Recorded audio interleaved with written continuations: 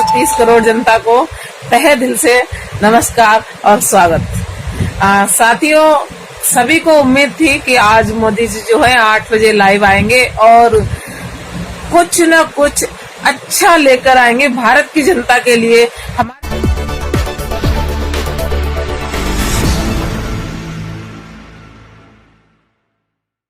तो कान ही तरस गए थे कुछ अच्छा सुनने के लिए। मुझे तो बहुत उम्मीद थी कि कुछ ना कुछ अच्छा जरूर कहेंगे। साथियों, आइए शुरू करते हैं मोदी जी के भाषण थोड़ा विस्तार से कि कुछ इस तरीके का था भाषण। सबसे पहले मैं सभी देशवासियों के प्रति अपनी संवेदना व्यक्त करता हूँ। मजदूर भाइयों, ध्यान से सुन लो, ये वर्ड आपके लिए काफी अहम है। मैं सभी देशवासियों के लिए अपनी संवेदना व्यक्त करता हूँ, क्योंकि मजदूर भाइयों आपके लिए कुछ भी नहीं है हमारे पास संवेदना के अलावा।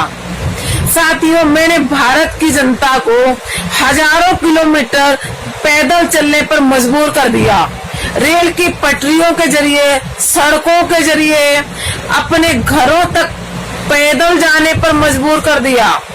जिनमें से कुछ साथी जिंदा रहे, कुछ खत्म हो गए, कुछ पटरियों पर सोते हुए मारे गए, रेल के द्वारा कट गए। कुछ प्रेग्नेंट महिलाएं थी उनमें जो रोड पर बच्चे को जन्म देने के लिए मजबूर कर दी गई।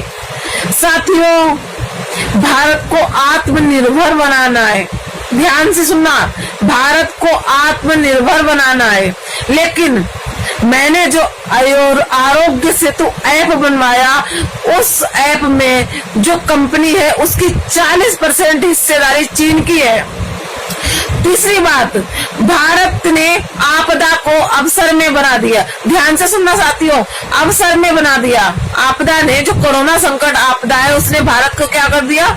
अवसर में बना दिया। मतलब अमीरों को प्लेन के जरिए विदेश से भारत लाएंगे, लेकिन भारत के प्रवासी मजदूरों को, जो भारत की शान है, जो भारत को चलाने में एक बड़ा अहम रोल रखते हैं, उनको हजारों किलोमीटर पैदल चलने पर मजबूर कर दिया। साथियों, भारत को अवसर में बना दिया। कैसा बना दिया? कोरोना ने अवसर में बना दिया। भारत की संस्कृति पहले जय जगत की संस्कृति थी, जय जगत में विश्वास रखने वाली संस्कृति थी। वही लोग आज माओ लिंचिंग करते हैं। सबसे ज्यादा माओ लिंचिंग के मामले भारत में हो रहे हैं। 2014 से अभी तक माओ लिंचिंग के मामलों में 70% की बढ़ोतरी हुई है। साथियों, इंटरनेशनल योगा दिवस की पहल, इंटरनेशनल योगा दिवस सिर्फ पहल हुआ क्या? कुछ नहीं। भारत की दवाइयां विदेशों में सप्लाई हो रही हैं, विदेश के लोग दवाइयों की डिमांड कर रहे हैं, लेकिन भारत में ही लोग जो है बीमारी से मर रहे हैं, उनके लिए ही पूरी दवाइयां नहीं पड़ रही हैं। भारत की भूरी भूरी प्रशंसा हो रही है। पूरे संसार में भारत की भूरी भूरी प्रशंसा हो रही है। इसीलिए इंटरनेशनल कोर्ट ने भारत को ईरान और पाकिस्तान की लिस्ट में डाल दिया, मतलब आतंकवादी लिस्ट में डाल दिया। ऐसी भारत की भूरी भूरी प्रशंसा समस्त संसार में हो रही है। साथियों, जब भारत सोने की चिड़िया था, भारत कभी सोने की चिड़िया था, कब था? जब शासन सम्राट अशोक का था, तब भारत सोने की चिड़िया था। लेकिन साथियों, वक्त बदल गया है। अब वक्त बदल गया है।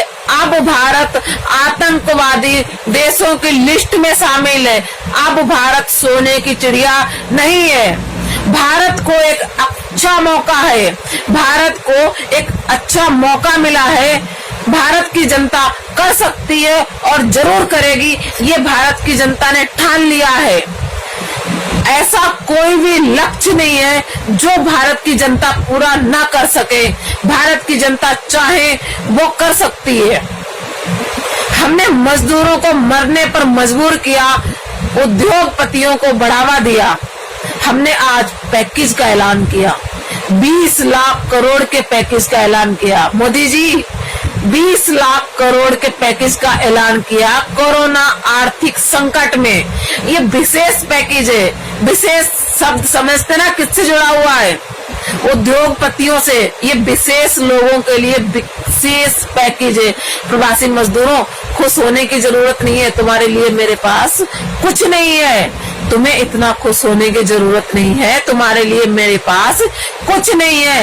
आपने पिछले 6 वर्षों में अनुभव किया होगा, पिछले 6 वर्षों में आपने अनुभव किया होगा कि हमारे पास अभी तक जो भी था वो उद्योगपतियों के लिए था, मजदूरों के लिए, गरीब तबके वर्ग के लिए कुछ भी नहीं है हमारे पास। हमने नोटबंदी भी की, तब भी उसका कोई भी फायदा नहीं हुआ। हमने जीएसटी भी लगाया, उसका भी कोई भी फायदा नहीं हुआ।